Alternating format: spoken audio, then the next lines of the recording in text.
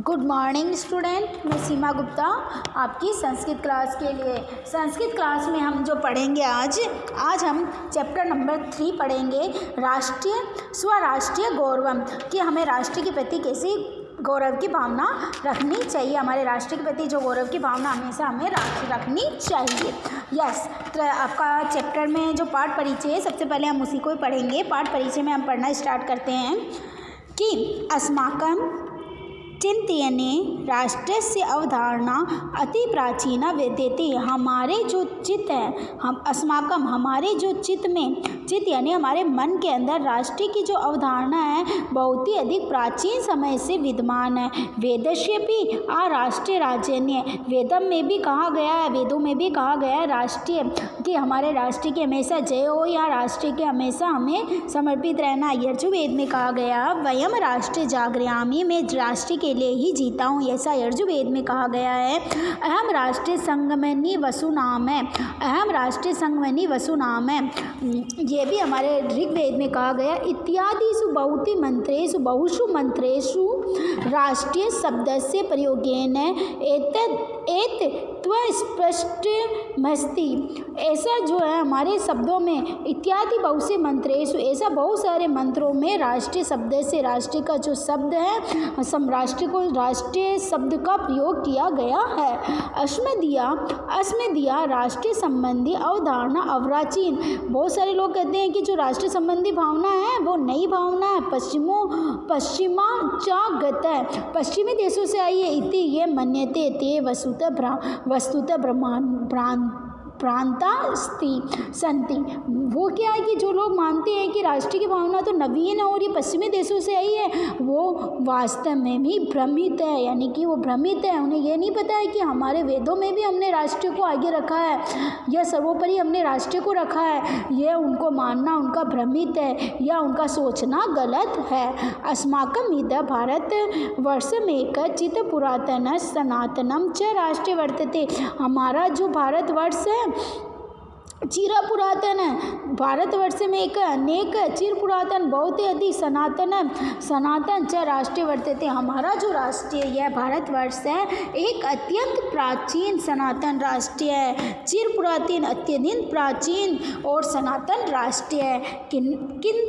किंत्वत्र ऋषि भी मुनि भी कवि भी तत्वचित कैश्चित् केवलम भौतिकम भौगोलिकम राजनीतिकम जग घटकमेव राष्ट्रमीति। क्या कहा गया? किंतु यहाँ ऋषियों ने, मुनियों ने, कवियों ने, तत्वचिंतकों ने केवल भौतिक, भौगोलिक और राजनीतिक घटक को ही राष्ट्र नहीं माना। हमारी जो ऋषियों ने किंत्वत्र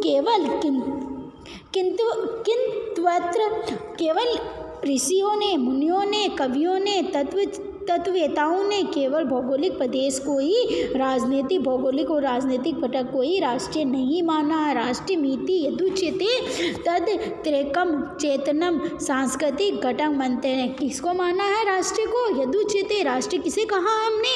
जो कि चेतन है, जिंदा और सांस्कृतिक रूप का घटक है।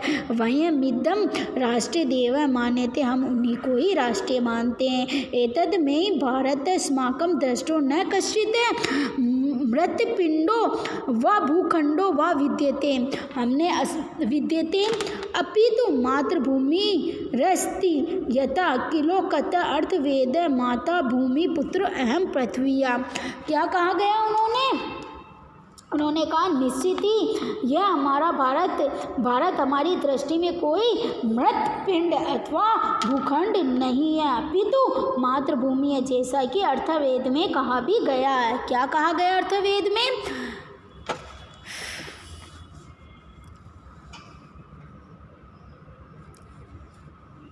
माता भूमि पुत्र अहम, अर्थवेद में कहा गया है कि माता भूमि पुत्र अहम पृथ्वीया, कि माता तो मेरी भूमि मेरी माता है, मैं उसका पुत्र हूँ, ऐसा ऋग्वेद में कहा गया।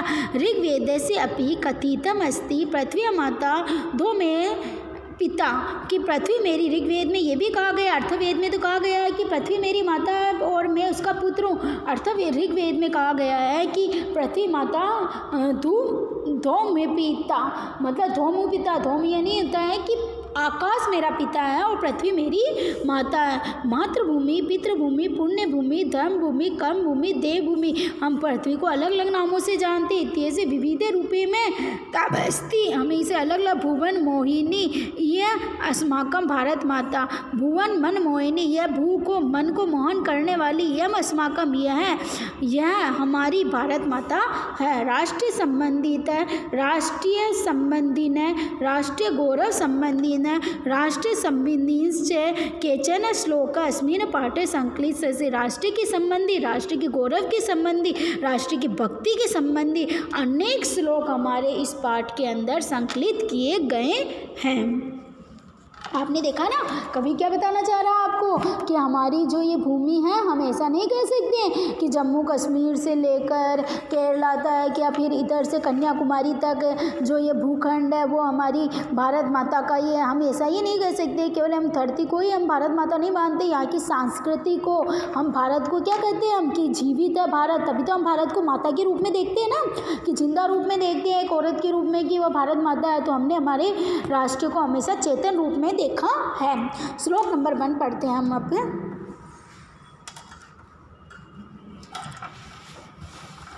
उत्तरस्य यत समुद्रस्य हिमाद्रश्च चैव दक्षिणं वर्ष तदार्थं नाम भारतीय यत्र संतति। क्या कहा गया इसमें कि उत्तरम, उत्तरस्य दिशा, उत्तर दिशा में हिमाद्रे, हिमालयस्य, हिमालय पर्वत, उत्तरम यत समुद्रस्य हिमाद्रेश्चैव दक्षिणं वर्ष तथार्थरम नाम भारती यत संतति। उत्तर के अंदर, उत्तर में जो है उत्तर दिशा में, उत्तरस्य यानी उत्तर दिशा में हिमाद्रे, हिमाद्रे क्या हिमालय पर्वत, दक्षिणम दक्षिण दिशा में भारती, भारतीय सरस्वती संतति सुता वर्तती। उत्तर से यत समुद्र, समुद्र से उत्तर की दिशा में जहाँ हिमालय पर्वत है और हिमालय पर्वत की दक्षिण दिशा में वर्ष तथा वर्ष तत् भारतम, जो चारों ओर फैला हुआ है वह क्या नाम है, वह भारतवर्ष है। उस देश का क्या नाम है, समुद्र की उत्तर दिशा की ओर, हिमालय के दक्षिण दिशा की ओर जो चारों तरफ तद भारतम, वह क्या है भारत है। जो फैला हुआ है ना राज्य वो क्या है भारत है। और हम उस भारत भारतीय यत्र संतति, संतति यानी संतान, हम उसकी संतान हैं। द्वितीय श्लोक हम पढ़ते हैं। हिमालयात समारभ यावधि न दु सरोवरम इंदु सरोवरम त देव निर्वितम देश हिंदुस्तानम प्रक्षिप्ते। हिमालयात समारभ है, हिमालयात, सबसे पहले मैं इसके शब्दार्थ बता देती हूँ आपको।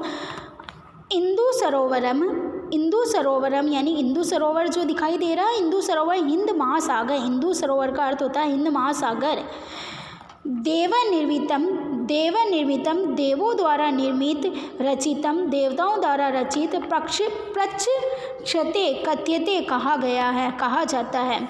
क्या है पक्षते यानी कहना, इंदु सरोवर यानी हिंद महासागर, देव निर्मित देवताओं द्वारा निर्मित। हिमालयात समारंभ याव इंदु सरोवरम, क्या हिमालय से लेकर हिंद महासागर, हिमालयात पंचमी भक्ति है यहाँ पे पंचमी भक्ति है। हिमालयात हिमालय से लेकर समारंभ हिंद महासागर तक, हिमालय से लेकर हिंद महासागर तक जो भूभाग है क्या है, तय देव निर्मित देश है। समारंभ यावत, हिमालय से लेकर हिंद महासागर तक जो भूभाग है तय देव निर्मित, वह देवताओं द्वारा निर्मित किया गया है। हिंदुस्तान प्रक्षते, और उस स्थान को हम हिंदुस्तान कहते हैं या कहा जाता है, उस स्थान को हिंदुस्तान कहा जाता है। एक बार वापस सुन लीजिए इसका श्लोक का अर्थ। हिमालयात समारंभ यावत इंदु सरोवरम तव देव निर्मितम देश हिंदुस्तान प्रक्षते। क्या प्रक्षते, हिमालयात हिमालय पर्वत से लेकर हिंद महासागर तक जो देवभूमि है वह वो देव निर्मितम देवताओं द्वारा निर्मित है और उसे हम हिंदुस्तान कहते हैं। श्लोक नंबर 3। गायन्ति देवा किल गीत कानि धन्यास्तु ते भारत भूमि भागे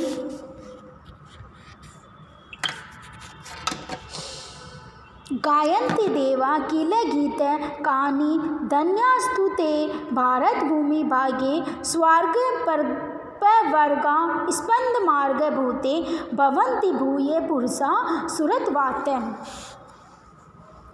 सबसे पहले हम इसका अर्थ कर लेते हैं, मतलब टिपिकल शब्दों का। गीत कहानी, गीतिन कहानी यानी गीत, स्वर्गा परवर्गा स्वर्गा परवर्गा स्पंद मार्ग भूत स्वर्ग अपवर्गस्य मोक्षस्य च यत अस्म पद स्नातम तस्य, यानी कि स्वर्ग और मोक्ष की प्राणी का मार्ग स्वरूप स्वर्ग पे मार्ग है, स्वर्ग और मोक्ष के मार्ग के स्वरूप भारत भूमि भागे, भारत की भूभाग में स्वत्वात देवताओं से फिर से भूये यानी फिर से। गीत कहानी, क्या भारत भूमि धन्यास्तु धन्य है हमारी भारत भूमि। देवता यहाँ गीत गाते हैं, गायन्ति देवता यहाँ गीत गाते हैं। किल गीत कहानी, वे मनुष्य धन्य है। किल गीत कहानी, जो स्वर्ग अर्थात मोक्ष की प्राप्ति का मार्ग स्वरूप भारत देश में देवता रूप से अर्थात स्वर्ग से भी आकर पुनः उत्पन्न होते हैं, जन्म लेते हैं। हमारी भूमि कैसी है, यहाँ पे स्वर्ग में जो देवता है ना वो भी यहाँ पर आकर जन्म लेते हैं। गायन्ति देवता यहाँ गीत गाते हैं। कील गीत कहानी, धन्यास्तु ते भारत भूमि, यह भारत भूमि धन्य है। भागे स्वर्गा परगात स्पंद मार्गे भूते, स्वर्ग में गए हुए जो देवता हैं वह भी वापस इस भूमि पर आकर भवंती भूय पुरुषा सुरतवात, वापस इस धरती पर आकर पुरुष के रूप में या मनुष्य के रूप में जन्म लेते हैं, पुनः जन्म लेते हैं। देवता यहाँ गीत गाते हैं। गायन्ति देवता, कील गीत कहानी, वे मनुष्य धन है। भूय पुरुषा सुरतवात, वह मनुष्य देवता। धन्या ते भारत भागे, ते धन्या तु ते पुरुषा, धन्य है वे पुरुष संति जो स्वर्गात स्पंद भूते, वह स्वर्ग से भी आकर मोक्ष प्राप्ति का मार्ग स्वरूप भारत देश में देवता स्वरूप से अथवा स्वर्ग से भी आकर पुनः इस धरती पर उत्पन्न होते हैं। अब श्लोक नंबर 4 हम पढ़ते हैं। श्लोक नंबर 4, संप्रप्राप्य भारते जन्म सत्कर्मेषु परांगमुखं पीयूष कलशं हित्वा विषभाण्डमुपाश्रित। यह लिया गया है बृहन्वर पुराणम।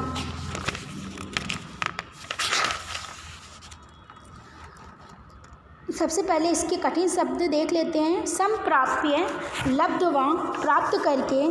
संप्राप्य, लब्धवा, संप्राप्य का अर्थ क्या होता है, लब्धवा या प्राप्त करके, कुछ भी कहे तो लब्धवा यानी भी संप्राप्य होता है, नहीं प्राप्त करके। सत्कर्म, अच्छे कर्मों से, सत्कर्मों के विषय में। परांगमुख है, परांगमुख है विमुख, प्रतिकूल, परांगमुख यानी विमुख या प्रतिकूल मुख वाला। पीयूष कलशम, अमृत के घड़े को। हित्वा यानी छोड़कर, त्याग कर। विष भांडम में जहर के पात्र को। उपाश्रित है यानी कि धारण करता है या स्वीकार करता है।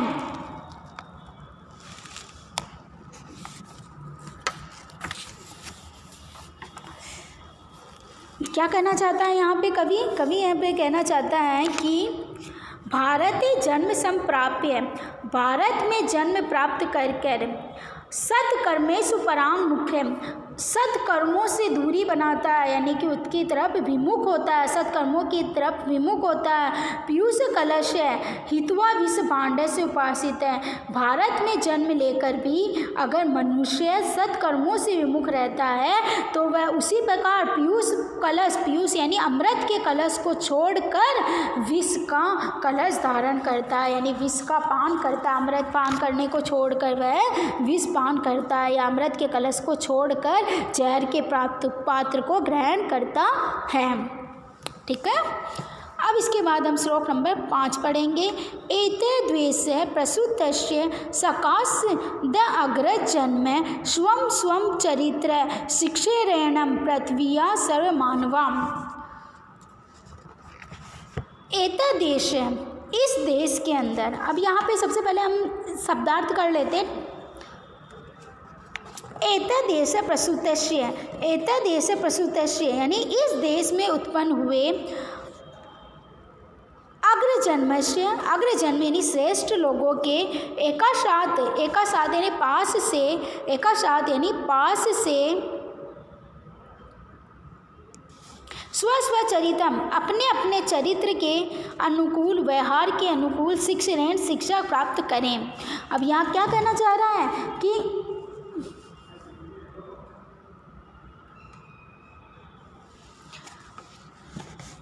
एतदेश प्रसूतस्य इस देश में, भारतवर्ष में अग्रज उत्पन्न हुए श्रेष्ठ जनों यानी जो हमारे से पहले उत्पन्न हो चुके हैं वह श्रेष्ठ जनों से सकाशात पृथ्वी पर सभी मनुष्य को इस पृथ्वी पर सभी मनुष्य को सर्वमानवा सभी मनुष्य को अपने अपने अनुसार स्वचरित्रम अपने अपने अनुसार व्यवहार आदि की शिक्षा प्राप्त करनी चाहिए, शिक्षा प्राप्त करनी चाहिए। एतद्देश प्रसूतस्य हमारे देश प्रसूतस्य यानी उत्पन्न हुए इस देश में जो पहले उत्पन्न हो चुके हैं अग्रजन्म, हमारे से जो बड़े बुजुर्ग हैं, हमारे से जो बड़े हैं, सकाशात इस पृथ्वी पर सर्वमानवा सभी मानवों को, जो हमारे से पहले जो उत्पन्न हो चुके हैं उन मानवों से सभी मानवों को स्व अपने अपने चरित्र की शिक्षा ग्रहण करनी चाहिए। इस चरित्र की यानी व्यवहार की शिक्षा हमें ग्रहण करनी चाहिए, यानी कि हमारे बड़े बुजुर्गों से या जो कोई महान पुरुष हुए उनसे हमें कोई ना कोई शिक्षा ग्रहण करनी चाहिए, क्योंकि वो हमारी पृथ्वी पर पहले आ चुके हैं, वो हमें सही शिक्षा देंगे। श्लोक नंबर 6 अपि स्वर्णमयी लंका न लक्ष्मण रोचते जननी जन्मभूमि स्वर्गादपि गरिष्यसि। अपि स्वर्णमयी लंका न रोचते, यहाँ पर यह रामायण से लिया गया श्लोक है। यहाँ पर राम भगवान लक्ष्मण को कह रहे हैं कि हे लक्ष्मण, ये स्वर्णमयी, ये सोने की लंका भी मुझे तो अच्छी नहीं लगती है, क्योंकि जन्मभूमि जो होती है वह स्वर्ग से भी बढ़कर होती है, यानी स्वर्ग से भी बढ़कर श्रेष्ठ है। अब हम श्लोक नंबर 7 पढ़ेंगे। राष्ट्रीय दृष्टि नमस्यामो राष्ट्रीय मंगल कारिणीम यया विना न पश्यन्ति राष्ट्रीय स्व निकटम स्थितम। क्या कहना चाहता है यहाँ पे? राष्ट्रीय मंगल कारिणम, राष्ट्रीय को मंगल करने वाली, राष्ट्रीय को मंगल या कल्याण करने वाली, नमस्याम नमस्कार करते हैं, स्व निकट स्थितम अपने समीप स्थित को, न पश्यामी नहीं देखते हैं।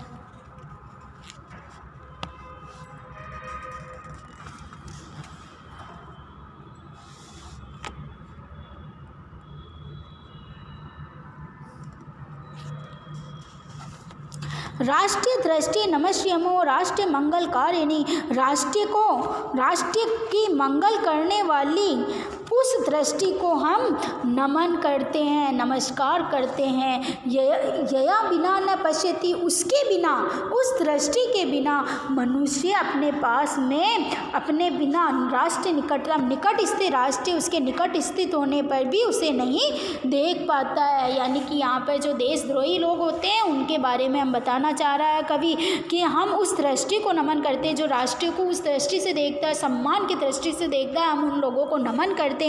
राष्ट्र का मंगल करने वाली राष्ट्रीय दृष्टि को हम नमस्कार करते हैं। उस दृष्टि के बिना, यानी कि अगर आपकी सोच में राष्ट्र के प्रति सम्मान का भाव नहीं होगा, लगाव नहीं होगा, तो आप उस दृष्टि के बिना राष्ट्र को भी अपना नहीं देख सकोगे और उस राष्ट्र को भी नहीं देख पाते हैं, उस राष्ट्र को भी नहीं देख पाते हैं कि जिसका हमें सम्मान करना चाहिए, यानी कि हम उस दृष्टि को नमन करते हैं।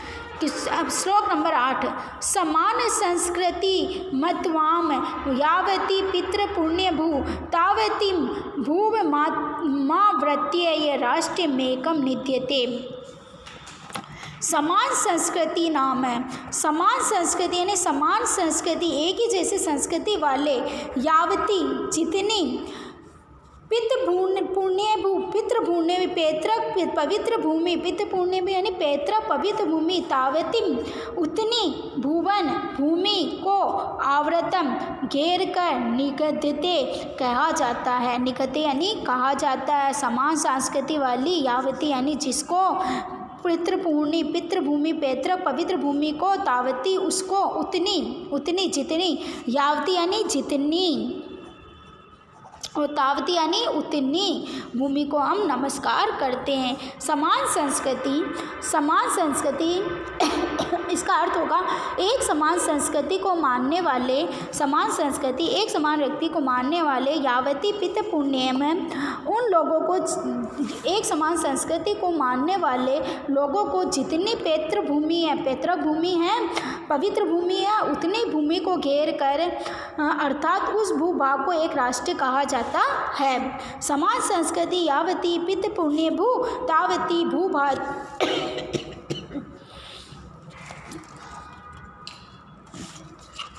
समान संस्कृति वाली जितनी भूमि है उस पितृभूमि को तावती उतनी ही भूमि आवृत उस भूमि को हम घेर लेते हैं और राष्ट्र में एक नहीं देते, उसे हम एक राष्ट्र कहते हैं। जैसे हमारे भारत को हम नहीं कहते विविधता में एकता, हम सब अलग अलग होते ही पहले भी हमारी संस्कृति में कहीं ना कहीं एकता है, तो हमारा राष्ट्र क्या है, भारत कहलाता है। ओके, अब श्लोक नंबर 9।